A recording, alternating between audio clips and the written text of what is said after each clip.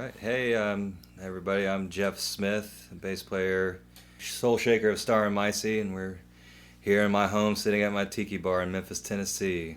So I hope you enjoy listening to me talk. I had you on the telephone, said you won't be coming home. Heard you had to leave the state, said you won't be back someday. Well, now I can't wait. No, I think you should stay.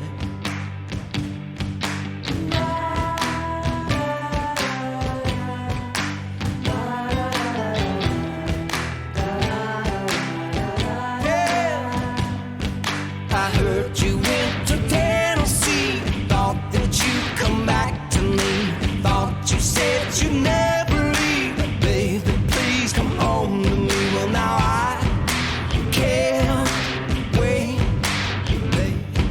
No, I think you should stay.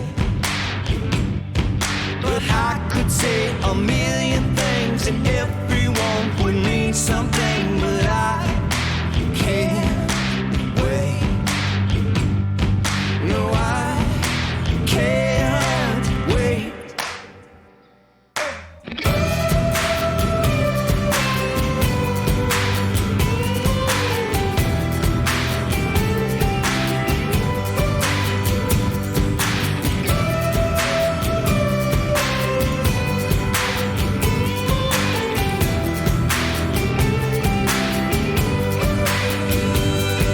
No, I could say a million things and everyone would mean something, but I can't wait. Baby, I can't wait. I can't. Called you on the telephone, said you might be coming home. I know you had to leave the state. Now you're coming back someday.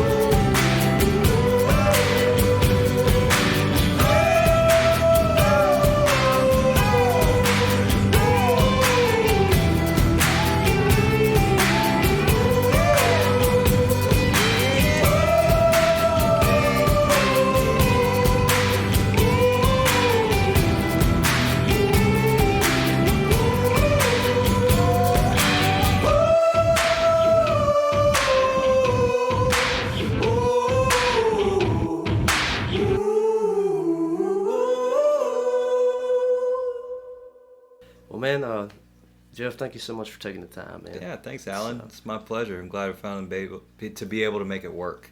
Yeah, man. So it's been in the making for a little over a month, man. Yeah, And, the holidays and just everything else in between, man. It just finally worked. New year. Now we're doing this. It's perfect. Good way to start the year off. that's what I was going to say, man. It's a great start. Yeah.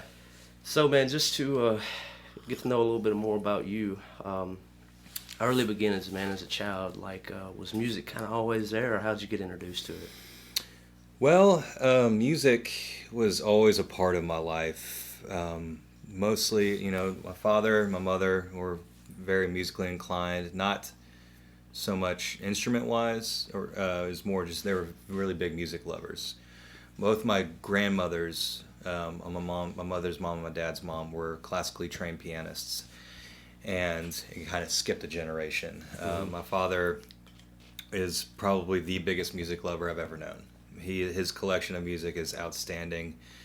He is the sole reason why I have such an eclectic palette when it comes to music, as far as like the love of music. And he's grew up in the in the 60s and 70s, so he really got into Motown and soul, and he's from New York, and became a big Deadhead, and that was like Wow.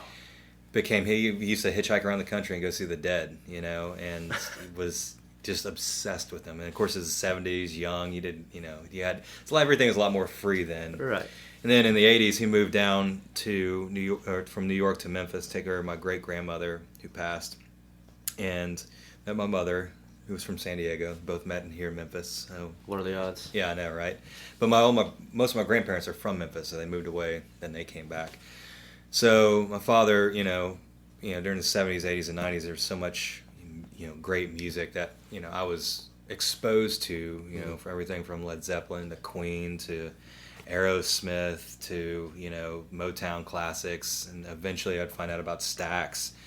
And my mother was a singer, and was in the theater growing up, and, she had the same similar tastes. So as far as musically inclined instrument-wise, it didn't really start, coming into effect until I was probably 8 or 9. Yeah.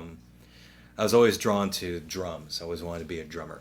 Yeah. I just, and my mother, at one point growing up, she dated a drummer, and it was like he was always promising me that he'd, get a drum kit for me and teach me.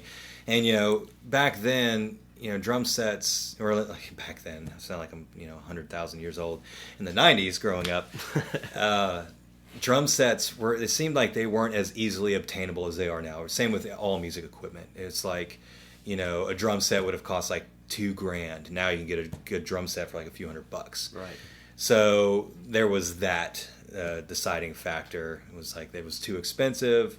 They took up a lot of room, and also the big thing was it didn't have a volume knob. And acoustic drums are loud, and so that skipped over me. I think I learned how to twirl sticks. That's about as close as it got for me being a drummer that young. Yeah. I eventually taught myself how to play drums, which I can do okay. But How difficult was that, man?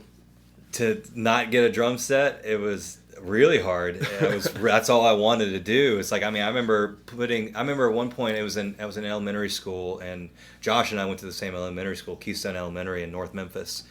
And it was, at the time, it was like a brand new school. It was an optional school, and their music department was ran by this woman. I'm not lying. Her legit God-given name was Miss Medley. And she was a very eccentric, very, just an eccentric musical person. Would have all these instruments from all around the world. And she traveled all around the world and bring these instruments to her classroom. And it was like xylophones as far as you can see, and all these different hand drums. It was very impressive. Yeah. And as a kid, growing up in Raleigh and Millington and Midtown, and Josh and I, we weren't we were middle class poor, and we were so drawn to this music element of our elementary school. And I remember putting together I was doing something, I don't remember, I think it might have been 5th grade or 6th grade, putting together pieces of drums to put together a drum kit. Yeah. Makeshift. Makeshift drum kit. It would be a bass drum that wasn't a kick drum, and conga drums, and I would try to play them when when I was staying after school, helping her do stuff, the teacher. But eventually she started, the music teacher at our elementary school started teaching guitar classes. And so my father and my mother encouraged me to do that. And I had this old guitar that it was my grandmother's. The brand name was Western Acoustic. It was like a nylon acoustic knockoff guitar. I still wish I had it. I have no idea what happened to it. Oh, I know what happened to it. I became a teenager and I suck. So that's what happened to that guitar. So with that being said, when they started teaching guitar there, I joined and started learning how to play guitar. And I really got into it. And the acoustic guitar that I had, that was my grandmother's, and this is before I knew anything about how to properly set up an acoustic guitar, or anybody. This is 95, 96. Yeah. And so I'm sure the action on the neck was probably an inch off the board, and it's basically playing telephone wires.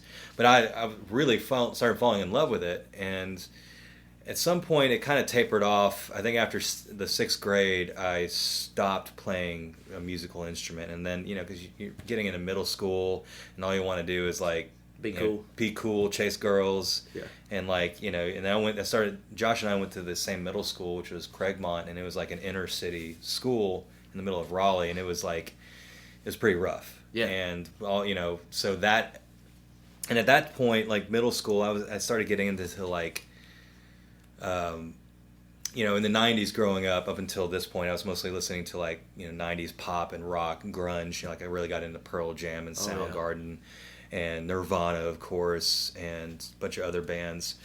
And then when I got in middle school, I really got into, funny enough, 90s R&B. I was obsessed with Boyz II Men. Boyz II Men, Drew Hill, 112, Blackstreet. I mean, that's all I wanted to listen to. And that was the thing people were listening to at that point. And I just was obsessed with it. Yeah. All the harmonies, Brian McKnight, I was just in love with this stuff. And it's funny because Josh and I didn't know each other in elementary school. He was the cool poor kid, and I was the weird middle class kid. And we didn't run in the same circles.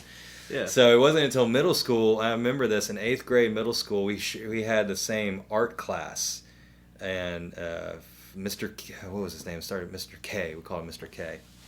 And Josh and I were like, "Hey, you went to Keystone?" Yeah, and you went to Keystone. It's cool. Well, let's talk. Let's hang out. And we started, hitting it off. And yeah. I remember Josh had this. He had a Sony Discman, and he had Korn's record "Follow the Leader."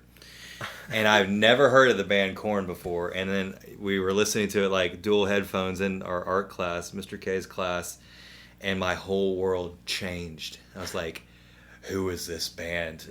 I wanted, it was hindsight. It was I'm glad I listened to it, but obviously it was I can admit it now.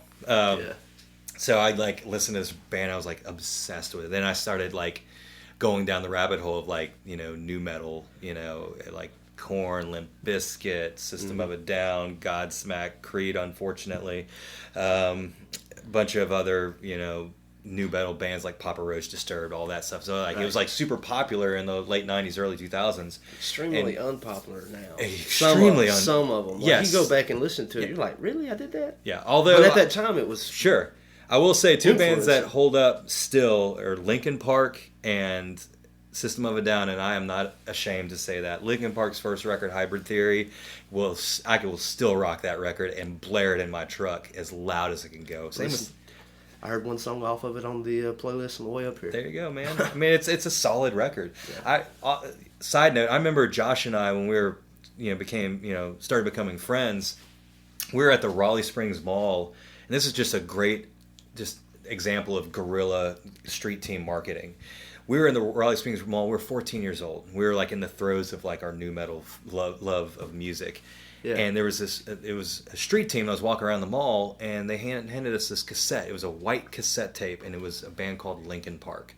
Never heard of them. They were this big band from, I think they were from Jacksonville, Florida. And there's so you guys should listen to this. There's a new band coming out. The new record drops in a month. Yeah. We're okay, cool. It's we'll go listen to it. We were driving, I think we were driving home in his brother's Camaro or something. We had that cassette, and it was One Step Closer and With You was the B-side. We played that tape so much that the tape wore out. It just died. And then what's crazy is when that record came out, after those people in all those said cities did that record went double platinum within a week or two of it being out. it just skyrocketed. I found Linkin Park at the end of that album, right before Meteora was coming out, and I got Hybrid Theory, and then turned around a month later and got Meteora. And I was I thought I'd found the greatest thing. I know. It was groundbreaking. Yeah, it was. For what they were doing at that time, it was so far ahead of itself. Yes, absolutely. So we latched onto that and we didn't let go.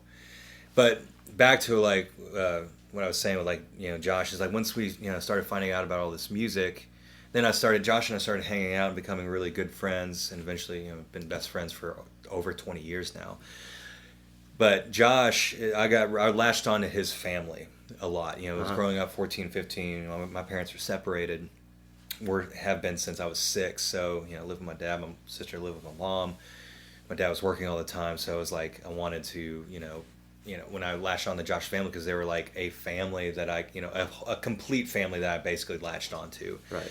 And, he had an older brother and an older sister. As Danny was his brother, Bonnie was his sister. And, they were these cool older siblings, because I had a younger sister. I never had older siblings. So I just looked up to them. And Josh's brother was in this cover band. They were called Cloud Nine. I'm sure Josh probably told you about them. And, we got, we'd all go to all their shows. They'd like, play the grand opening of the Crystals in Covington, Tennessee or something like that. Or like do like shows at the High Point Pinch downtown where it's no longer there. Or, the Hard Rock Cafe in Memphis. And we thought that was like the height. Or at the New Daisy Theater. Yeah. And we're just, 14, just taking it all in. It's like we wanted to be these people. We started, and then I was, in love with Josh's older sister, of course, because that's what you do when you're, and your best friend's, older sister's like A, gorgeous, B is, super cool and just doesn't, give a shit, basically. So anyways, Josh and I started, like at this point, I had not touched a guitar or an instrument. He's about to play bass, though. Yeah, well, yeah. So when Josh and I were going to Craigmont, we became friends with these two other guys. It was Richie Wolf and Chris Harrison, and they were guitar players. And went to middle school with them. We ended up knowing them for a very long time after high school. Unfortunately, not anymore. But they were guitar players, and they were very, very good guitar players, and they were neighbors. They lived right next to each other in Raleigh. And, Josh and I would always go and hang out with them because we just latched onto each other. They were just extremely talented guitar players, and Josh was, starting to let this creative side of him start coming out, 14, 15 years old. And we formed our first band, and it was called Cycled. What a stupid name.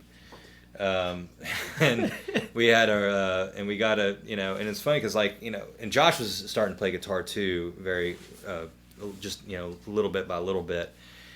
And it was like, and I had played guitar previous, about a few years before with, acoustic guitar. And I was like, well, these, Richie and Chris are playing guitar. Well, I guess, I'll try bass, I was obsessed with Fieldy from Korn, that slap bass style that he did, which was, and everyone wanted to tune down to A, and I was like, well, cool, I'll do this. And another deciding factor for me with bass was Josh's sister Bonnie thought bass players were hot, and I know that story. Yeah, that never panned out. So anyways, I remember we started getting this band formed.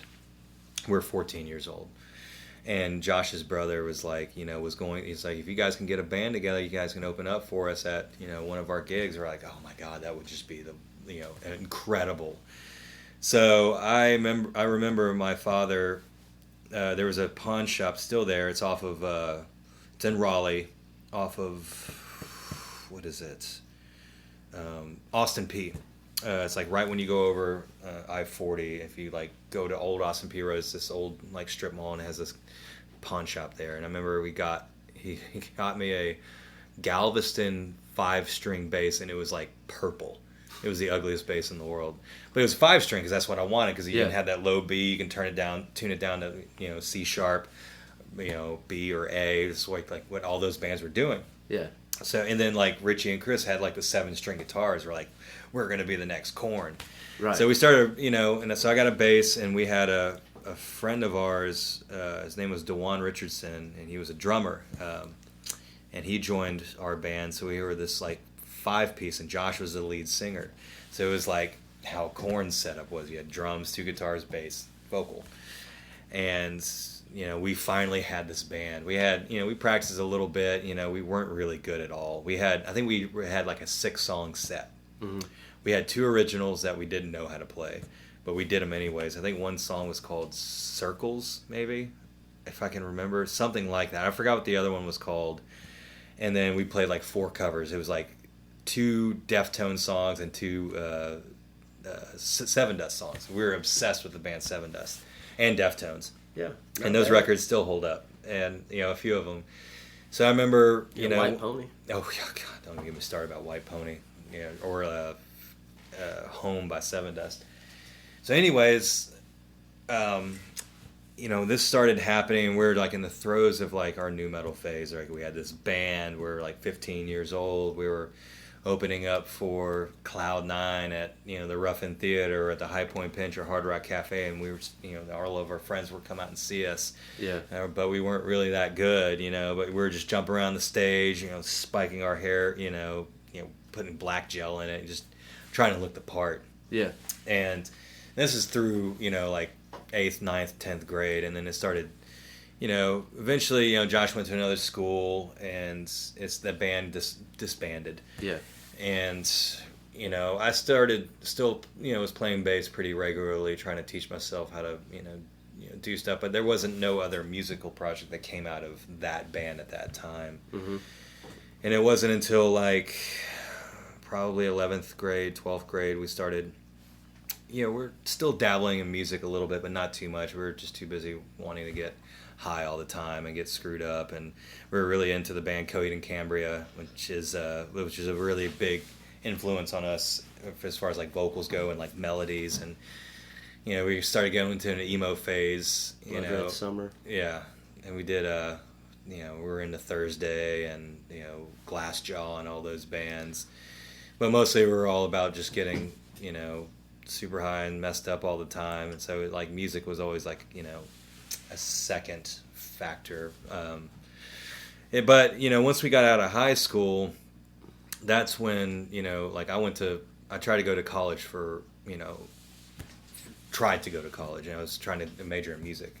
Didn't work out. I was and I graduated and went to Lambeth University and just did all music. Yeah. It's that's all sight singing, music theory, music composition, music history, guitar classes. It's this is stuff I had no idea. I didn't know what the circle of fifths were. I didn't know anything. It was like reading Greek, and it's and I couldn't afford to be there, even though I got accepted to the school. It's finally it just dropped out because I couldn't afford it. And Josh and I, so in high school, it just didn't really do a whole lot of stuff musically after our first band. And Josh was dating in high school, dating a girl. Her name was Taylor Pavir, and I'm sure he told about this. And her father was a very prominent recording engineer and producer from Nashville. Moved here, helped build the studio Young Avenue Sound, and and of course Josh and I were best friends, and of course Taylor and I got very close, and then I met Willie Pavir. And at that time, Josh, he was helping Josh open up his creative side of songwriting. 18 years old, we were both just working jobs and not doing anything. So we started getting involved in this type of this whole unexplored area of music, which was songwriting. So are we in the Starbuck Mall yet?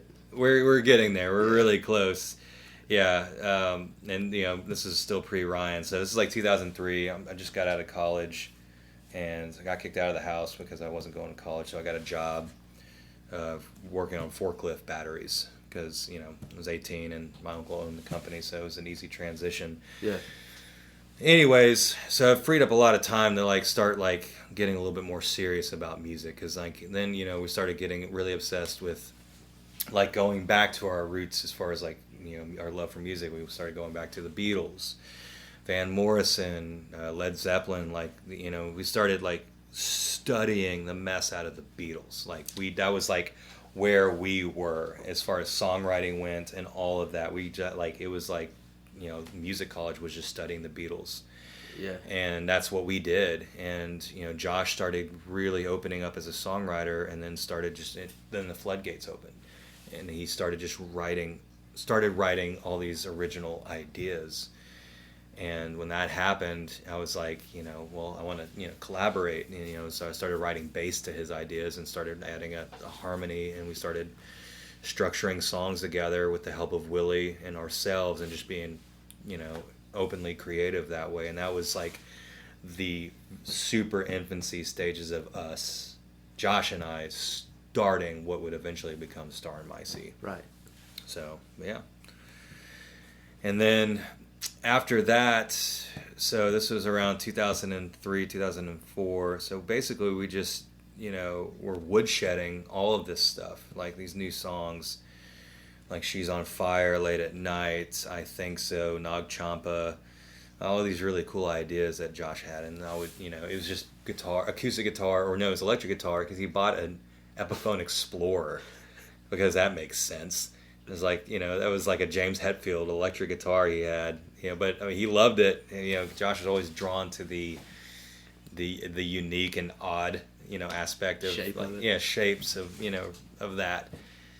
And at that time I was like playing Ibanez basses because I was obsessed with Ibanez still, and they were cheap. And at that point I ditched the 5-string and went back to 4-string because I just started figuring, I was like, if you can do everything on a 4-string, you can on a 5-string basically. Mm-hmm. And I just didn't need that low B tuning. So that, so it just started off with him and I for the first about, year. And then once we had these ideas, I remember Josh's brother's band, Cloud9, had a drummer in it. His name was Jerry Meadows. I'm sure Josh had talked about him in his version of this. And Jerry was a very young drummer, prodigy. And he was an incredible drummer.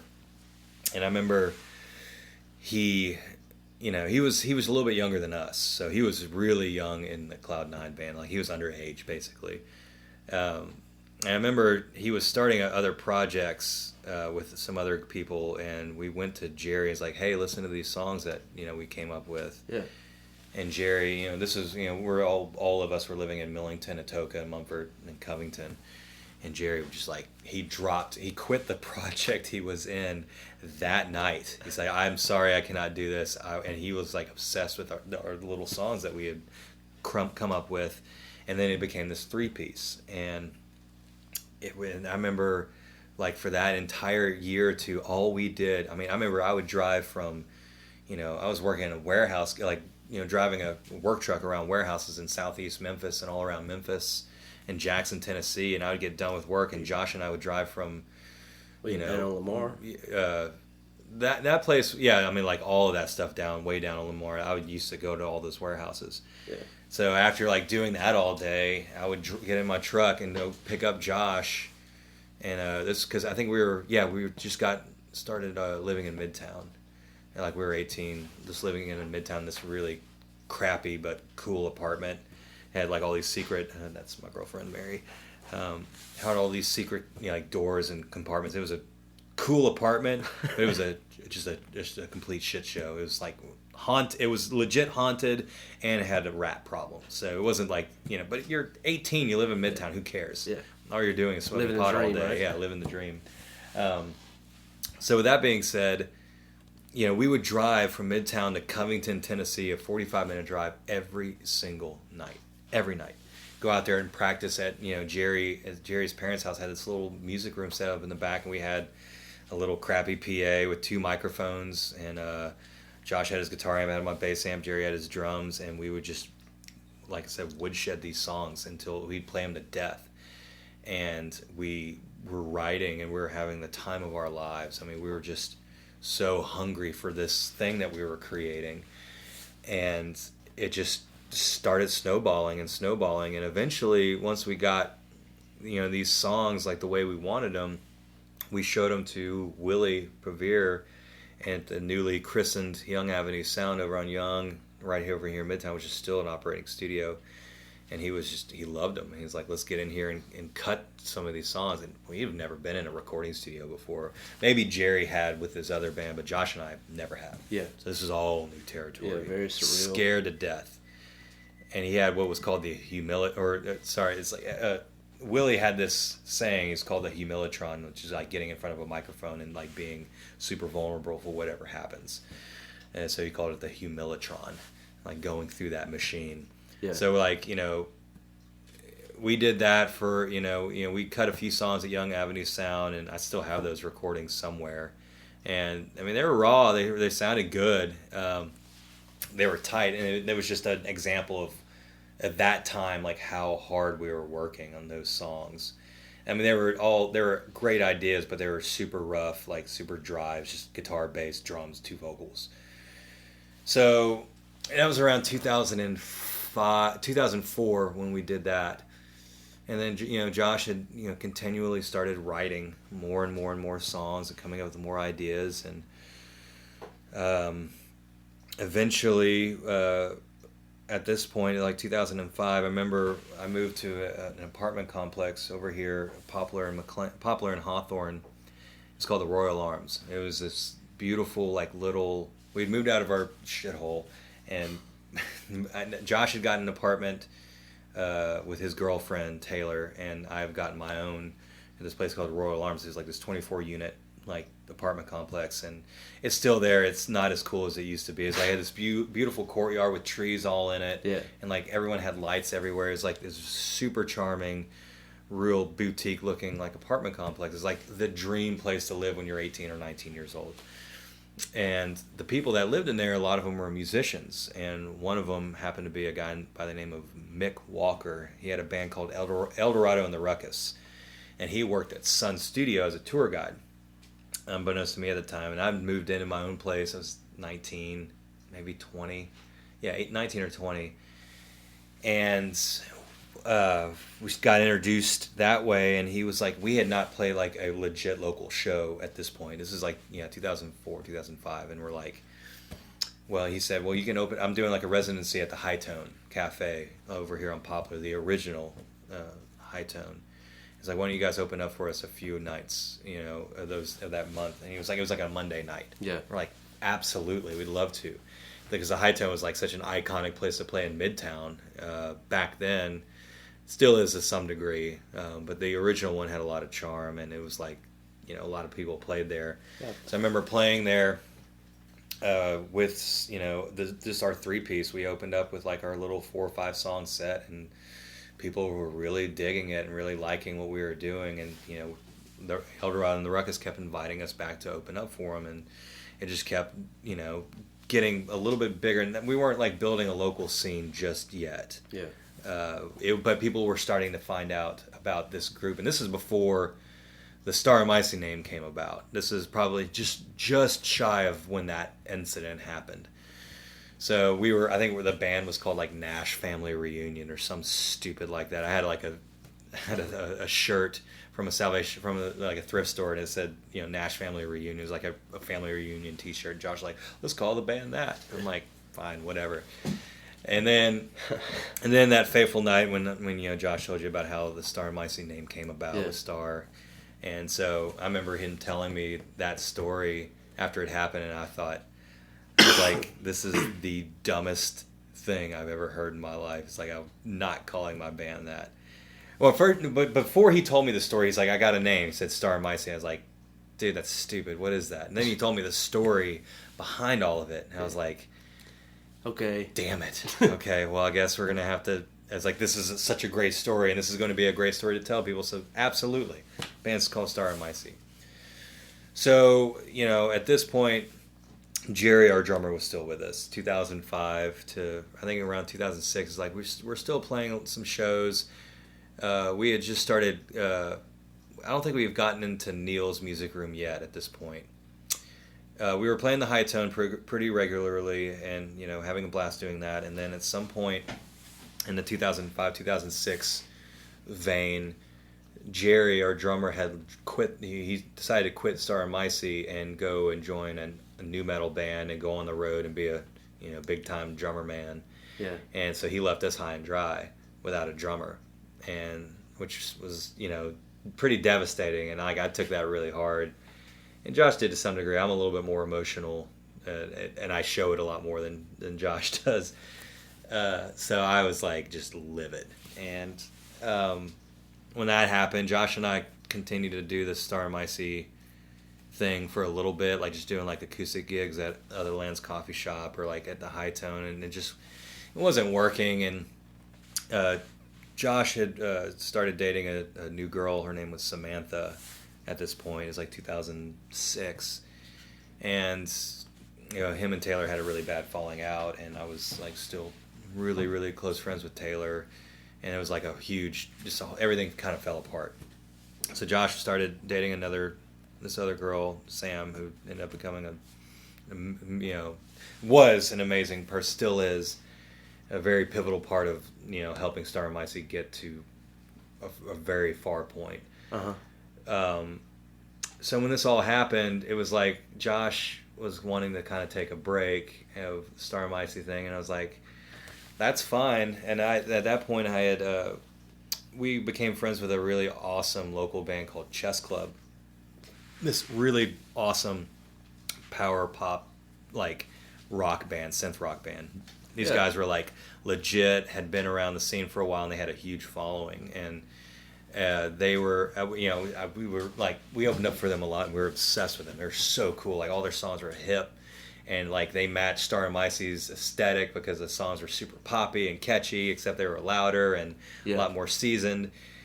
And it just so happened that when Josh and I decided to retire Star and Micey for a moment, their bass player Chess Club's bass player had left, and now they needed a new bass player. And I was like 22, 23, and I was like, I would be more than happy. I think I was 22, yeah. To play bass in this, and these guys had 10 years on me, so they were like in their 30s at the time. And so I joined Chess Club for about a year and a half, 2 years, and like went on the road with them. I recorded with them, and like I basically got my chops as far as a band goes with these guys. Like they were like no bullshit, like full on, rock and roll band, and they were so talented, so good. I mean, they still are. And then Josh, started, he basically retreated into his bedroom and started writing all these really delicate, beautiful, folk songs, like with a 3-string banjo and acoustic guitar, and started coming up with all these really cool song ideas, and basically recording up to GarageBand with a snowball microphone. Yeah. And Josh and I were still best friends. I mean, we'd hang out like almost every other night, but I was doing my own thing with Chess Club. He was doing his own thing at home. Yeah. Jerry was out of the picture. And this went on until around 2008. And around 2008, that's when Josh decided to, go to an open mic night at Neil's Music Room, which Josh told you about, and Nick.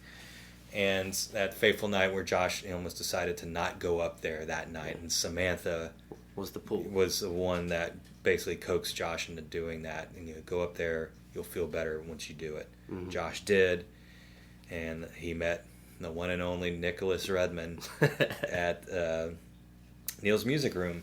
And this is when they were doing the Bar Stars thing up there, and this is like, the Neil's Music Room on Madison and McLean was like, that was our spot, man. Everybody hung out there, and it was such a cool place to be, because like the bar part of Neil's was like, it was awful. It was like Harpo's, like in North Memphis. It was gross. Yeah. But the music room was run by a gentleman by the name of Richard Butler. He was this incredible sound guy, and he still is. He has like this magnificent head of silver hair.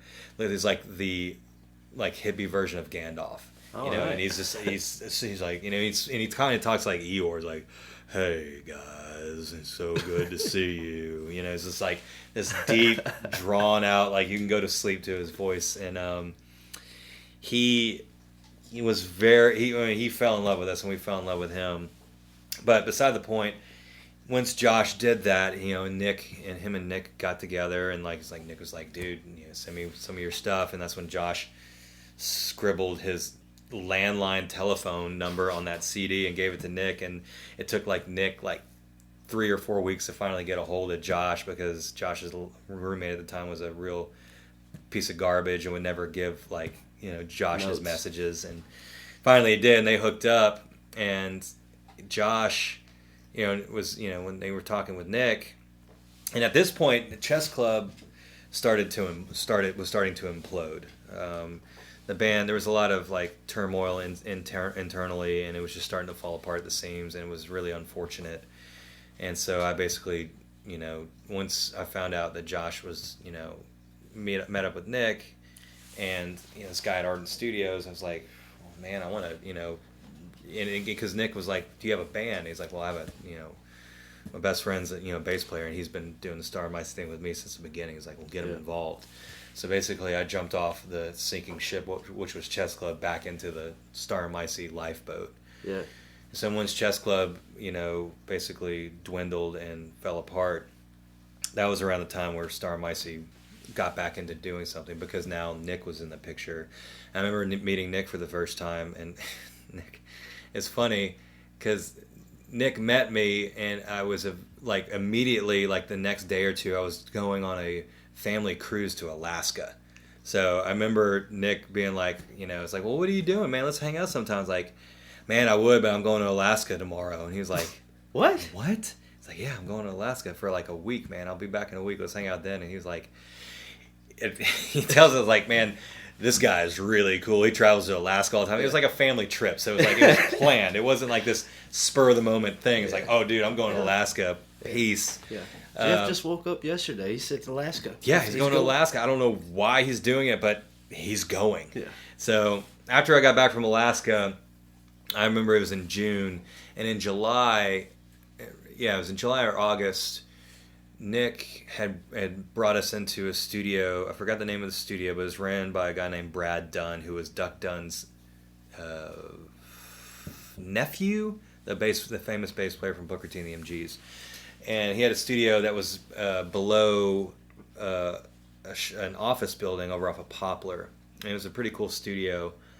And Nick had brought myself, Josh, and I had brought Doug Walker from Chess Club, the keyboard player, in with us to record the song "So Much Pain" that Josh had just recently started writing, and it's just E&A, super easy.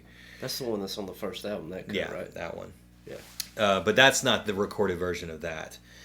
There is some kind of recorded version of that, of "So Much Pain," of that version somewhere in the ether. I have no idea where it's at, and that was the first time I ever met Curry Weber, who would eventually become the guy that basically the meat and potatoes, our mentor, or the guy that would just bring Starmicey to where it would go.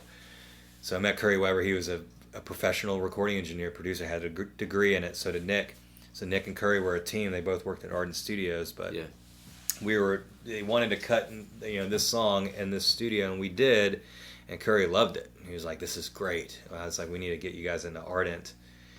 And it's like, I never heard of Ardent Studios up until then, and I started doing research and saw like that Ardent Studios was like a legit recording studio since the late '60s, and has recorded some of the biggest records that the world's ever known.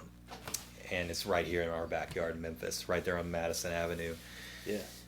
And so once we met with Curry, and got to know him, and we all instantly fell like head over heels, like friendship, like level 1,000, with Curry and Nick. And we started telling Jerry, our old drummer, Starmicey, about this, thing, and he got, Jerry was like, "Well, man, I want to come back and, do some recording with you guys," and, because I guess the band that he was with, like, it had broken up, so. He had stars in his eyes, right? He did. And, then he, came back with a tail between his legs and started playing with us again. So Nick and Curry at this point, this is like, probably, I want to say August or September of 2008, had got us into Ardent Studios after hours, when all the big wigs went home. Mm-hmm. And we were in Studio C. I've never been in like Young Avenue Sound was the first legit studio I've ever been in, and that was like a very new studio. Yeah. Ardent Studios is like something that you see in like a movie. Yeah. It was and still is one of the most beautiful facilities I've ever been in. It was like everything was wood and teak. It was gorgeous. It was nuts. Like, and being in there when you're like 23, 24 years old, it was like, it's unbelievable. It was unbelievable. And Curry and Nick had us all set up in Studio C. It was like, I remember walking in, it was Josh, myself, Jerry was in the middle. We each had our own headphone amps. We each had our own microphone, and everything was mic'd up perfectly. And we were all, got our levels, and they just wanted us to knock out a bunch of songs and look to pitch to Ardent to potentially record a record. So we're like, sure, let's do it. And we did 10 or 12 songs live, just ran through them all. Mm-hmm. Didn't matter how rough it was. We did a few takes of each song, and then we thought that was it. But it was like, I still have those recordings, and it was so cool to hear us in like this setting, like this beautiful Studio C, where which was built for ZZ Top for the record Eliminator. You know, that's like that studio. It was nuts. Yeah. And it was funny. It was like I think it was like prior this recording session, that So Much Pain session I mentioned before, I think Nick had brought that song to the higher ups at Ardent because they were revamping their secular label called Ardent Music that all the Big Star records came out on in the 70s. And so they were looking for new acts for the label. And, you know, the higher ups, they didn't really hear anything, whatever. And then when we came in and secretly recorded those, you know, 10, 12 songs, they were like, you know, they heard some of it and it's like, okay, well, I'll tell you what, we'll record 3 songs, and if we like them, then we'll okay a record.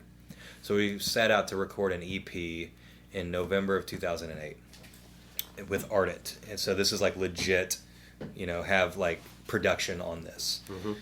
So it was myself, Jerry, Josh, and we recorded the first 3 songs, which was Salvation Army Clothes, So Much Pain, and Carly. And Salvation Army Clothes was written about Josh's ex-girlfriend. So Much Pain was written about his brother. Carly was written about my buddy Matt's ex-girlfriend. All like love songs or sad songs. So we went in there. We had 3 songs. I forgot how long it took. I think it took like 4 or 5 days, maybe more. I think we did like a song every few days, like in the studio. Like we lived at Ardent, and at the time they were like recording all these big acts. All like Studio A was always booked up, Studio B was always mixing. There were all these, you know, big musicians, engineers, like just constantly going back and forth. And it was Rolling like elbows, right? Yeah, and we were just in Studio C cutting our thing, and we were just soaking it all in like a sponge. Just being in this building and like kids in a candy store is like never experienced anything like it. It was just like outrageous. Yeah.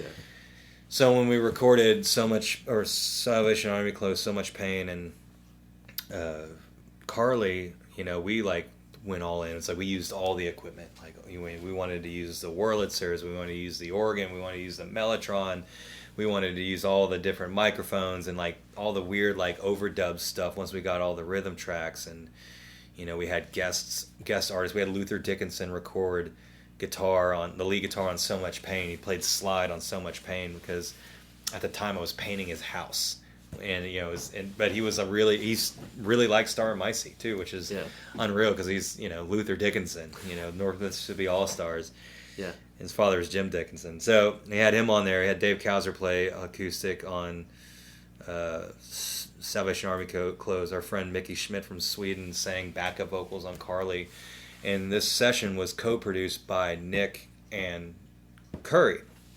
And so they tag teamed this thing. So we were just like eating it all up and recorded these songs, polished them up, and then we presented the songs to the higher ups at Ardent, the running the label, and they flipped out. They loved it. And they green-lighted the next, you know, 10 songs. And that's what we did. So, you know, that was November of 2008. The next session was done January of 2009 and February. And that was when we did I Am the One She Needs, New Beginning, and On Your Own. Again, got a budget for recording. We hired a string section for On Your Own. We had Jonathan Kirksey and Jesse Munson and Bella Murphy, you know, people that played in the Memphis Symphony Orchestra, play to this, you know, he wrote a score to this song. Doug Walker from Chess Club was, you know, played on basically that entire record with us. He played all the key parts and wrote the string parts for that particular song. And it was funny because it was just Josh, myself, Doug Walker, I apologize, and Jerry Meadows were, you know, that was Star and Micey. And Nick, unbeknownst to us, I didn't know that Nick was a guitar player. You know, I mean, I always heard him play stuff at like the singer-songwriter, the Bar Stars nights on acoustic, but I had no idea he was a lead guitar player. And I remember, you know, it was I Am the One She Needs or My Beginning, one of those two, and he started writing guitar riffs on this, and we're like, what the hell, dude? It's like you've been holding back on this entire time? Because Nick had promised himself that he would never be in a band again after previous, you know, several bands that he had been in that had just not worked out. Yeah. Like, I mean, and it's so funny because Nick, and I'll get to this eventually, but Nick, myself, Josh, and Jeremy all traveled in the same circles when it came to like the scene back in the day, where like the whole nu metal scene, like we're all in bands that were like intertwined with each other, playing with each other, but not really running into each other. Yeah, not really running into each other, which is really weird. So anyways, so once this happened, the second EP, the second batch of songs happened, and then which was great. We started, we were still playing some shows at that point, and then I think after we wrote, the second batch of songs, recorded the second batch of songs, Jerry Meadows had quit on us again. He joined some other band, and that was like it. It was like, this is bullshit. And we had the third batch of songs ready to go. We had it scheduled at the studio, and no drummer. But it's funny because I remember telling Jerry, is like, we forced him, is like, as an obligation for him quitting on us, is like, you will record the drums for She's on Fire, which is the very first song that Josh and I ever like wrote together. Mm-hmm. It's like, and that was the very first song that he played with us on. It's like, I'm obligating you to record drums for that song, and then that's it. And so we made him do that. And so that was the last song that Jerry Meadows ever recorded with us, drum wise. And then, I think for Late at Night we had Paul Taylor on drums, and then on was it Nelson, we had Jody Stevens from Big Star play drums on that. So the last two songs of the record we hired drummers out for, or it was Late at Night and Nelson. So that session happened. More guest artists: Jody Stevens, Rick Steff, Paul Taylor. So it was like a who's who Memphis wise of like on this record. Yeah. And when it all came together, it was a slick record. I mean, it sounds cool. It sounded great. And Ardent was green-lighted to do a release, CD release, and X amount of copies. And we signed a contract with Ardent, which would end up being a huge mistake in the long run, which I'm sure you heard about. And I'll get into that in a minute. So this is starting to end, become the summer of 2008 once all this was said and done. Mm-hmm. So once the recording aspects was done, then we had to mix. So we were doing mixing and some more overdubs. Jerry's out of the picture. So now, and then Nick was unofficially became a member of Starmicey during this recording session. And so we mixed everything, got everything done, and we were, and now we had to wait for the label to do their side, which was basically get the CD manufactured, the artwork done, printed, and then get the A&R side going. So the release of the record really didn't happen until I think it was October of 2009. Mm-hmm. And September, October 2009, we had the CD release show at Neil's Music Room, and we made it a free event. And there was 400 people in that room, and we set up the entire room as a carnival. So we had little carnival games that we had put together. The girl, a really dear friend of ours that had met Josh there in the Starbucks days of him working there, her name was Karen Mulford, and she was is an incredible artist, and Josh became really good friends with her, another really eccentric artist in Memphis. And I remember in the early days before we got hooked up with Ardent, she drew. Josh asked her to draw what she thought Starmicey was, and she drew it on a napkin. And she drew the very first thing she drew was that little guy, the Starmicey guy.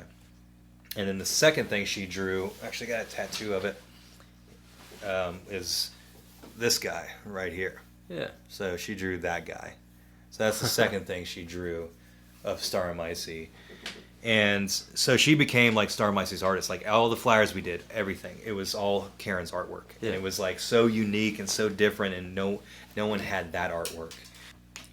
For the release show, she designed all these different little things, booth, a ring toss booth, and paint your face, or a bunch of carnival games, and we dressed the stage up to look just like our album cover, which was all these clouds and fake grass or green grass, and it was legit. I mean, it was a whole thing, and it was the first, our first record. We did a release show, and it was like such an incredible moment. And that point, let me preface this real quick. As when the CD was being made, when Jerry left, well, we didn't have a drummer. Yeah. So we started doing all this like 3-piece stuff, just Nick, myself, and Josh, the 3-piece percussion thing, which was not, we weren't wanting to do that. We got the stuff to be able to have to keep tempo and keep a beat while we were playing, and it just morphed into the 3-piece foot percussion thing that Mumford and Son and Avid Brothers would make. I'm not saying they saw this and were like, we're stealing that, but they made that thing famous. Right. So that was all out of necessity, not out of us being like, we want to do this because we don't want a drummer. It was like, no, we can't find a drummer because all the drummers we came across were flakes, and so we need something to keep us going because I didn't want to backtrack. We didn't want to backtrack. Right. So we started writing songs around this way of playing, and in the time of like having this record come out that has a full band behind it. So it's really weird. And it was just like the Starrah-Micey like luck. It was that. It was just like always something. It's like 2 steps forward, 1 step back. 2 steps forward, 1 step back. Our entire career. Good, bad, ugly, whatever. But as this was happening, it's like, well, we have a release show coming up. We need to do a full band thing. So we hired, Doug Walker came back and played keys. We hired Ryan Peel to play drums. But we had, half the set was like 3-piece percussion thing, and then the other half was like the big band thing. So it was like this really unique show, and it went great. And now, was this during like the Antics? This wasn't during the Antics. The Antics came, like the flipping and all that stuff, that came a few years after. About a year after. It was 2010, 2011. And cut. Papa, can you hear me? Yeah. News and notes. If you haven't done so already, I would ask that you would rate, review, subscribe, and tell a friend, and put it on your social media. And next time you're at the local water know, won't you tell somebody about the show? Woo! What a breath. Now, if you didn't know, I'd like to tell you right now, you can go to monsonandbrothers.com. monsonandbrothers.com. We have a special little place. If you scroll right down, and you'll see on the bottom right, there will be Porch Talk podcast stuff. Click on that link and you'll see the t-shirts and the mugs and the shoes and socks and just everything we got going on over there. So just go ahead and check that on out. Now, I'll give you a little hint. Just because I'm a big fan of you. Is if you'll type in a promo code, Porch Talk, all caps, all one word, that'll get you 25% off. How's that grab you? That's how much I love you. Look, you're getting a $20 shirt for $15 now. Come on now. I got you back. All right, now moving on. Well, at the beginning of the show, you heard I Can't Wait by Starrah-Micey, and had Cobb sit down and help me pick out the clothes, and we're going to close out with a little Who, What, When. Peace out. Your help, and I would never touch the sky. And there's a reason why our hearts didn't meet, and one day we'll know why. 'Cause I've been wondering.